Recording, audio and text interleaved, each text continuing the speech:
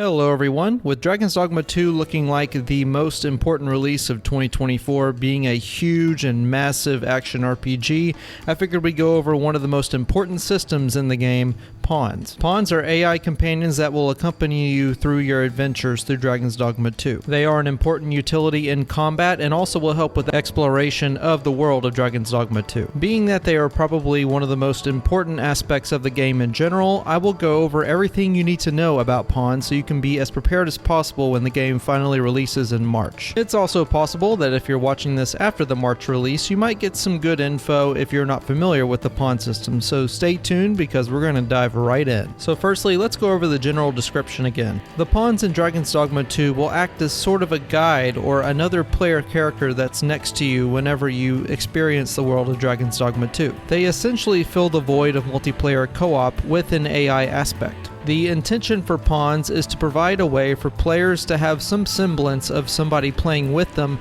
someone who's experienced the game before, helping guide them throughout the world without having to deal with the annoyances of actual multiplayer co-op. You see, Hideaki Itsuno is a real one, and he too does not have very many friends. He also hates the idea of having to use the bathroom during a multiplayer co-op session and having to inconvenience anybody whenever he's playing with others. So PAWNS play a very important role as AI companions because they don't have to be timed up. You don't have to schedule a time for all your friends to be on at the same time. You don't have to worry about bathroom breaks or anything inconvenient like network lag or anything like that to inconvenience your playthrough. And while some might still want the charm of having multiplayer co-op, it is, I guess, a difference of opinion with the developer for this game. But with that being said, PAWNS are so much more than just another co-op campaign. They'll also serve as helpful guides during quests for the Arisen, and they'll also be providing extra little tutorial hints that you might not get anywhere else. You see, Dragon's Dogma 2 is taking a more personal approach with tutorials and guides and that sort of thing.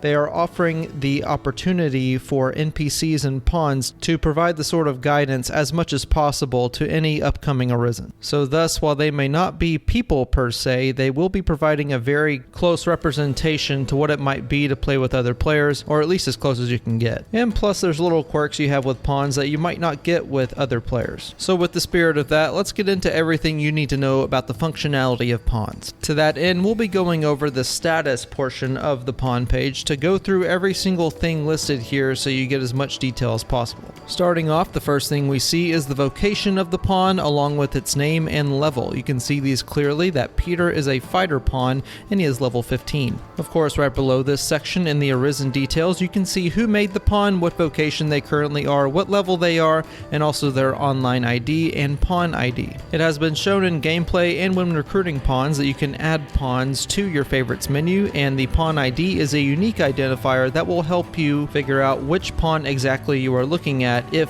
two pawns happen to have the same name. The rating section shows you how many thumbs up and hearts the pawn has. This is in reference to whenever you are finished with a pawn, you can dismiss them and either leave a like or a heart. Obviously, the more likes and hearts a pawn has, you can assume the more useful the pawn will be. Next, we'll skip around and go to the pawn quest. The current pawn quest, as we can see in this graphic, is Receive Raspberry. It is my thought that whenever you dismiss a pawn, you can then give them an item to then bring back to their Arisen. In this case, I would assume that you would give this pawn a raspberry, with which you will then receive a reward of 2 cranberries. As of making this video, this isn't 100% confirmed, but I do believe that's how this will work. And it is unknown if you can control the pawn quest as of making of this video, but nevertheless we will work with what we have. The pawn badge system, I would imagine, is a list of achievements that the pawn has obtained, such as like a number of slain monsters, number of items gathered, number of enemies slain, something like that. And finally, for this last window that I skipped over, these are the traits of the pawn. As discussed in the recent IGN First video, the inclination of a pawn is more akin to a personality trait. This is more of a streamlined version of what we got in Dragon's Dogma Dark Arisen, where you could individually select what a pawn will do in certain situations.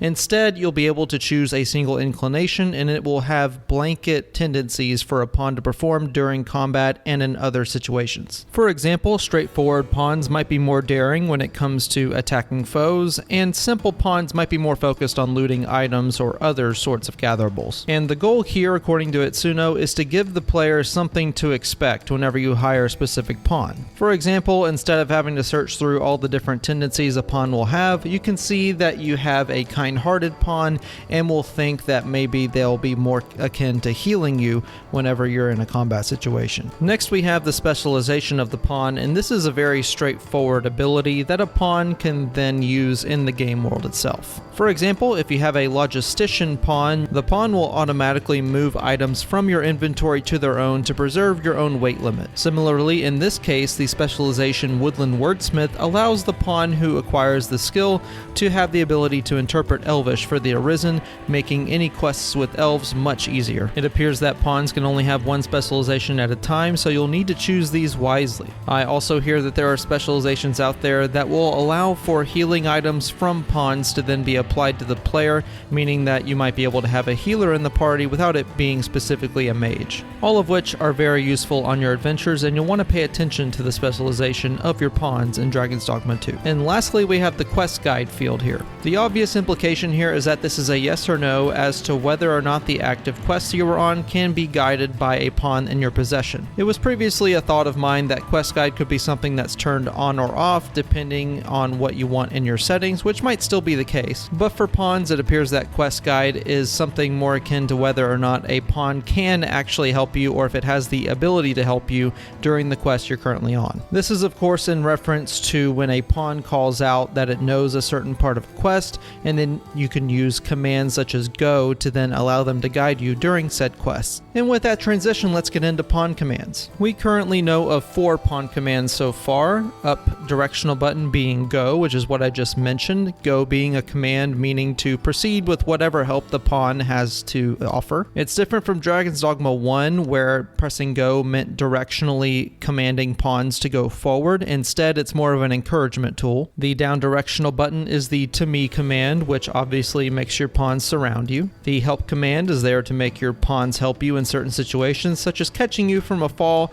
or just helping you fend off some monsters. It can also be used to help you out of certain debilitations. And finally, the new command is the wait command, which is on the right directional button, and that is to make pawns wait in place, presumably. All of these commands, especially the go command, will help pawns guide you throughout the game world and will grow you closer to your AI companions. I talked a lot about what you can expect from pawns whenever you get them, but let's talk about actually acquiring pawns. In the Dragon's Dogma 2 story, you will be visiting a Riftstone for the first time, and it is here that you'll be prompted to create a pawn of your own making. You can fully customize them just like your own player character, and you can put your own flair on it if you so choose. When selecting for vocation, you'll have the option of basic vocations like any other, and you'll be able to unlock advanced vocations such as warrior or sorcerer later on. It should be noted here, just like the first game, that Dragon's Dogma 2 will not actually allow you to assign any hybrid vocations to any pawn that you create. The hybrid vocations are Arisen exclusive, and this applies of course to Dragon's Dogma 2. We wouldn't want the party to be too overpowered now, would we? To recruit other pawns, you will need to visit the Rift via a Riftstone, or you might meet them in the game world. In both cases, if you're the same level as a pawn that you want, they will cost 0 Rift Crystals, meaning they are free to take, but if you want a pawn that is a slightly higher level than you, then it's going to cost you Rift Crystals. Rift Crystals in the first game are items that drop from certain enemies randomly, and they can also be gathered through certain quests. It appears that if a pawn is 1 level higher than you, then it will cost 31 Rift Crystals, and if they are 2, they will cost 68. I'm assuming this is a non-linear scale that will increase in magnitude the higher level you want to go with it. So that being said, higher level pawns are expensive, and Rift Crystals are traditionally very hard to come by unless you play a DLC in Dragon's Dogma 1. So you'll want to spend your Rift Crystals wisely. Of course, when recruiting other pawns, there isn't actually a limit on any vocations you want to choose. For example, you could have a party of 4 mages, 4 sorcerers, 3 fighters, and 1 mage. The list goes on. And finally, whenever you take your pawns out on an adventure, there are a few things that you can rely on here. The first of these features is the pawn chatter, which has been drastically improved from the first game. One of the first things that Itsuno mentions about pawn chatter is how repetitive the pawn chatter can be sometimes during combat. I can't tell you how many times I've personally heard that wolves hunt in packs or that a certain enemy is weak to fire, so it seems that Itsuno has taken this feedback and will be making it so that pawn chatter has less repetitive lines. There's also the feature of whenever a pawn goes through a quest with you, only the pawns that you take with you will actually be learning from that quest, meaning that you can't rely on every single pawn to know every single thing about every single quest. They must have gone through it beforehand. This is similar to pawn knowledge with certain monsters as well. If a pawn has fought many different types of monsters with you, then they'll be skilled at dealing with many different types of monsters.